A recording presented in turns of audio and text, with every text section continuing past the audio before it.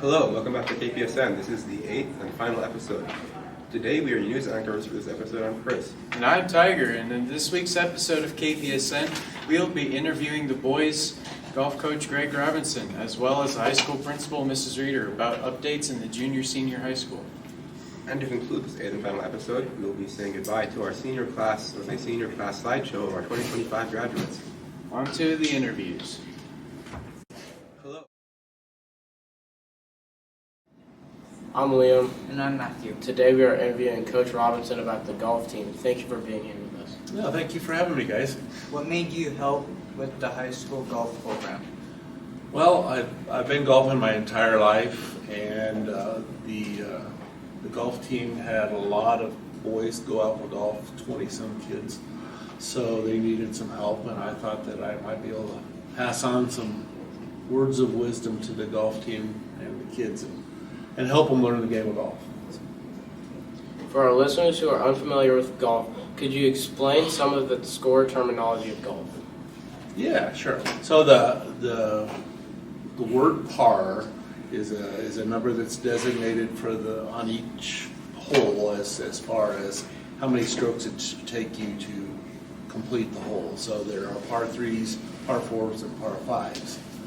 And so if you get a par, if you get a 5 on a par 5, then that's a par. If you get a birdie, that's one under par. So in that instance, it would be a 4. An eagle is 2 under par.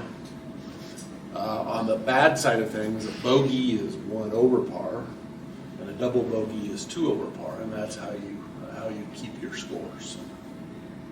What made a normal day in practice look like for high school boys golf holes?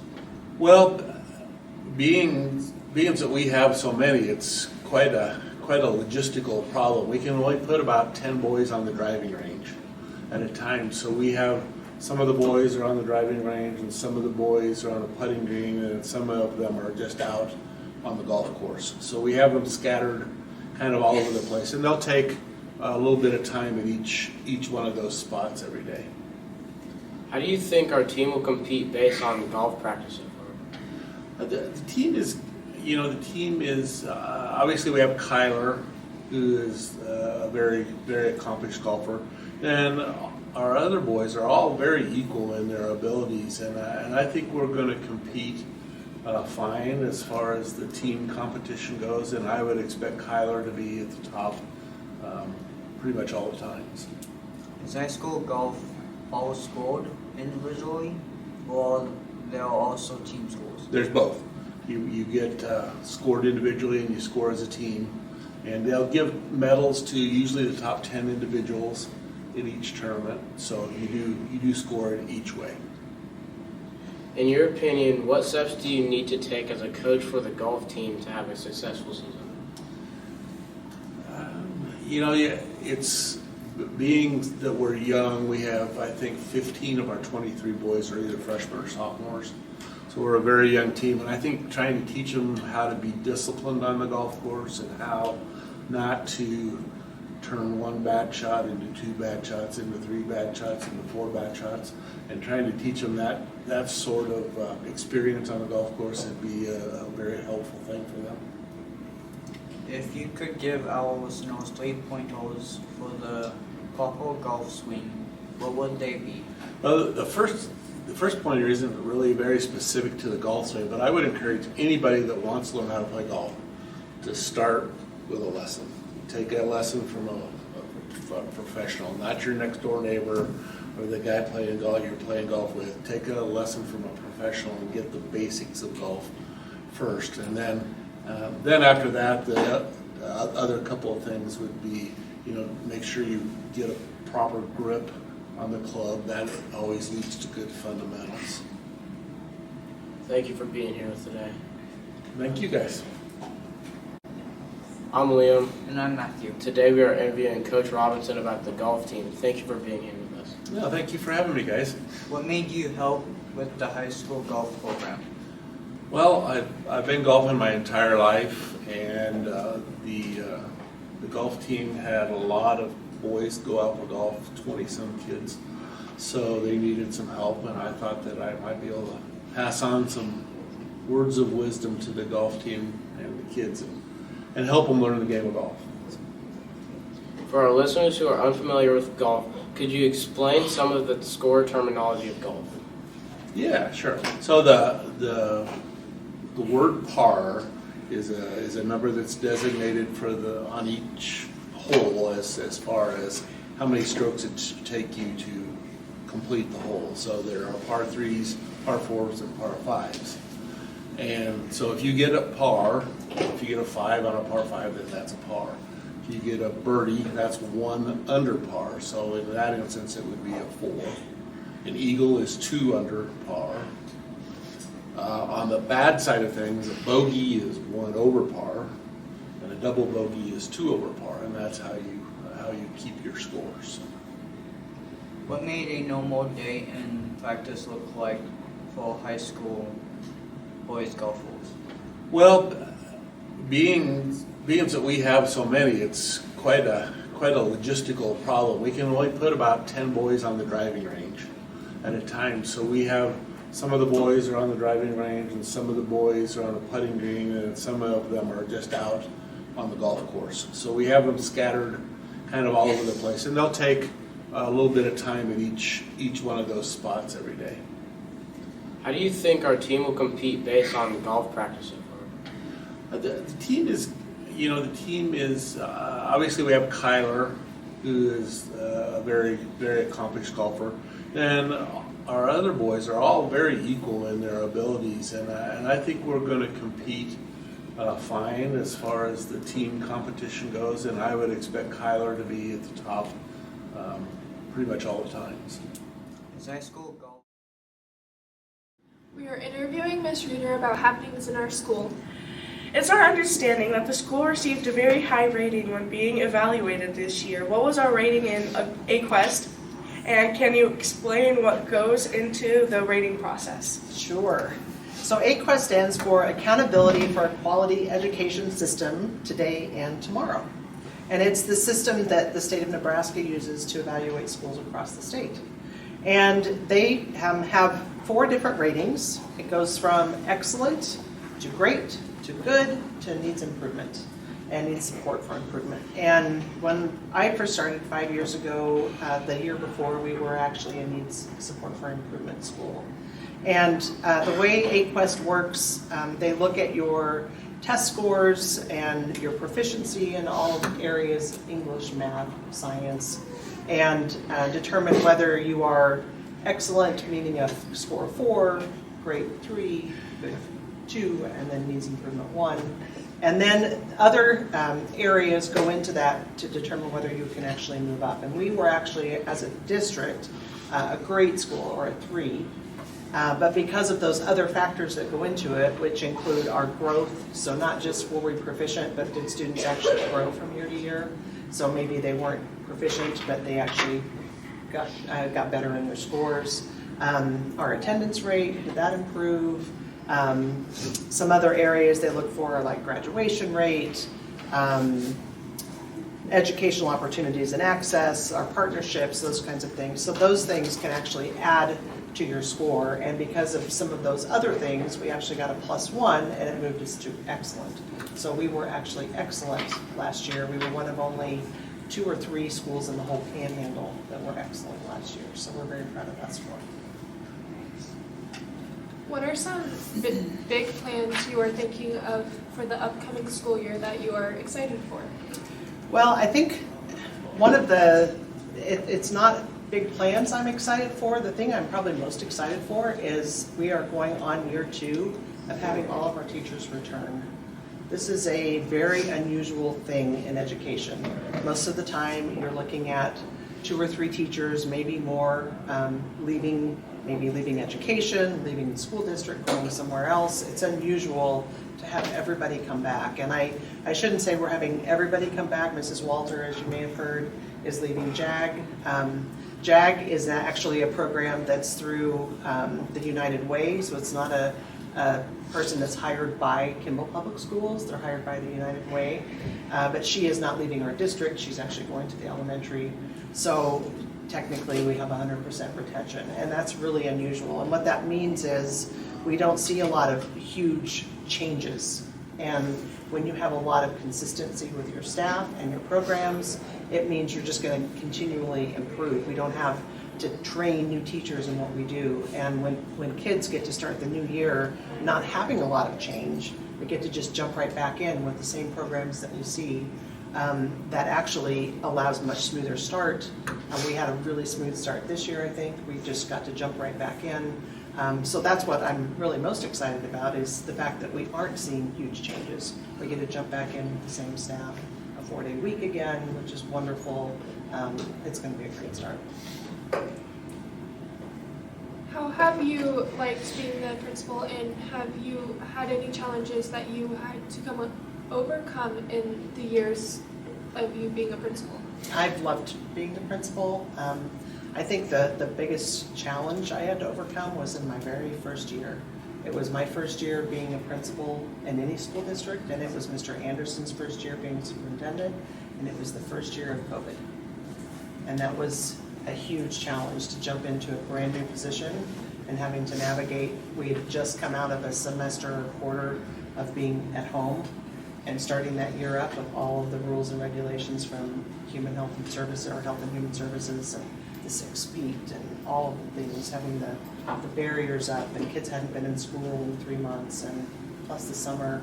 I would say that was my biggest challenge, was having that school year be the first of, in my position, Mr. Anderson's position, having to overcome COVID. Do you think the reward trips for state testing help improve students' efforts and scores? What do you think? I think it does. There are some people that probably still don't care. Yeah. Well, I would say, I know sometimes it's frustrating that a single day measures what you know and the success of you and the success of us as a school district, and I'm frustrated with that too. You can probably imagine that a lot of students maybe don't take it seriously. I mean, there's a few, maybe that personal pride, and they want to see how they can do, but for the most part, I mean, if it's not something that affects your grade, it's like, why bother? And so we do spend a lot of time trying to figure out, because of AQuest and because other people in the state look at us and say, what is your rating? Are you excellent? Are you great? And it does unfortunately matter what that one day is. How do we motivate you to give your best? That's all we want, is at least give your effort. If you know it, you either know it or you don't, but how do we get you to give your best effort? And sometimes it has to be something external, not internal. And so we try and come up with some ways like the trips, and we hope for the majority of you that is something that you look forward to, that you get a day out of school. It's a time to celebrate and something fun. And I think for a lot of people it does motivate. We're hopeful it does. This year, I think the majority of you did give your best effort. We saw some amazing scores and some amazing growth, and I think everybody tried. I was really happy. One upgrade that we've seen this year is the upgrades to the library wall. What is the purpose of this upgrade? Well, you may have noticed in the last couple of years we've seen a lot of upgrades to our building. The carpet came down off the walls. I don't know if you remember the carpet, but the floors have been redone in the student center. We saw a concession stand, the new tables, some of the wall accents, have been done. Last summer we put new ceiling tiles in the ceiling, and they look much cleaner. They're like plain white, and they look a lot nicer. The problem is they weren't like acoustic tiles, so they don't have the sound absorption. And so when we have a ton of people in the student center, it is super loud. And so what we were trying to do with those tiles on the tiles on the windows in the library, we tried to find like some sound absorbing panels, and that was the purpose of them. But then we tried to find some colors to give it a little accent and color too. So we're trying to absorb some sound in the student center, also give a little color to the library. And then Mr. Moore found those panels that also we can use kind of as a bulletin board too, so it'll give us an ability to hang up more information too. So kind of multi-purpose. What was the reasoning for removing students' personal devices during the school day, specifically at lunch? I I know, this is a burning question for everybody, isn't it? Yeah.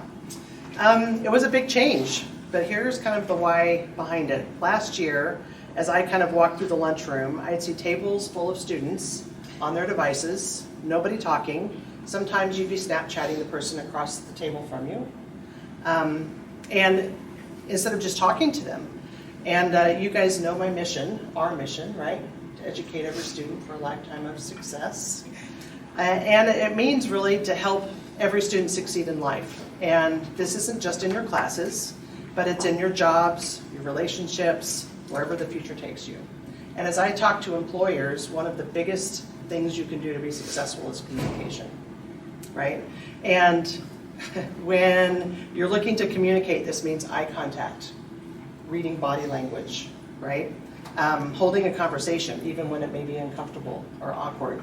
And lunch is really the only time that's not instructional, that's unstructured.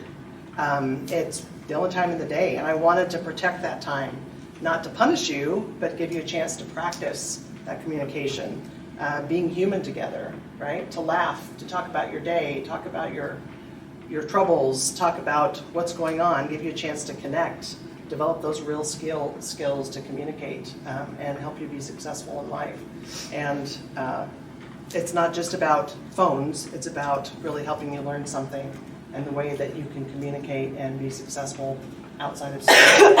And when it comes time for a job interview, you know, they're not going to be asking you questions on your phone and wanting you to answer IDK in a conversation, right?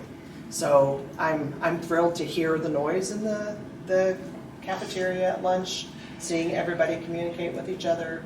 I was, last year it was really sad to hear how quiet it was and really learn about how little everyone talks to each other.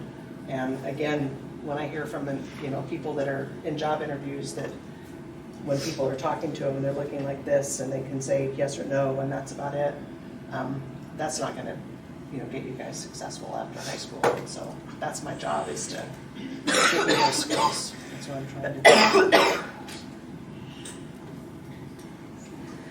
When did you decide that you wanted to be a high school principal?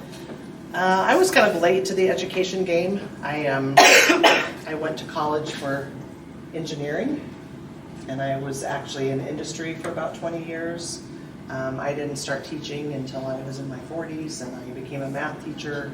I taught for about 7 years, and I was a couple of years into teaching math and really enjoyed, teaching kids, and I saw the impact I can make in a single classroom, and I wanted to be able to have a bigger impact on more students. And so it really wasn't until I had taught a few years that I thought I really wanted to have a bigger impact with more kids. So it wasn't until later, as I was teaching, that I decided to look at becoming a principal. How have you enjoyed working with your daughter-in-law, Mrs. Reeder, and has the name conflict caused any hiccups throughout the year? I've loved working with her. I think she's been a great asset to the school. I think the only conflict I can see is when people talk about how much they like Mrs. Reeder, and I think they're talking about me and they're not. They're talking about her. No, I think it's been a joy to have her in the school. I think she's done an amazing job. Our 8th grade this year in science, we're 91% proficient. It's pretty amazing. So she's done a great job teaching them. I think she's been very missed this quarter, and I'm excited to have her back, and I'm just thrilled to have her in the building.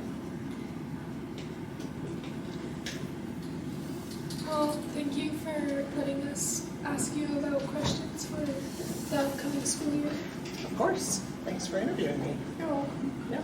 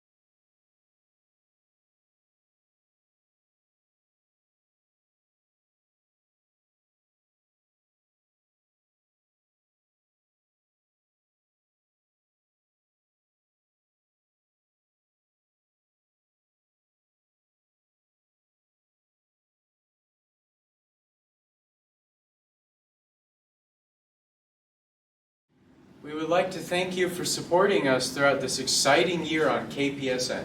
Sincerely from our team at Kimball Public Schools, we wish you a wonderful summer and to see you again next year.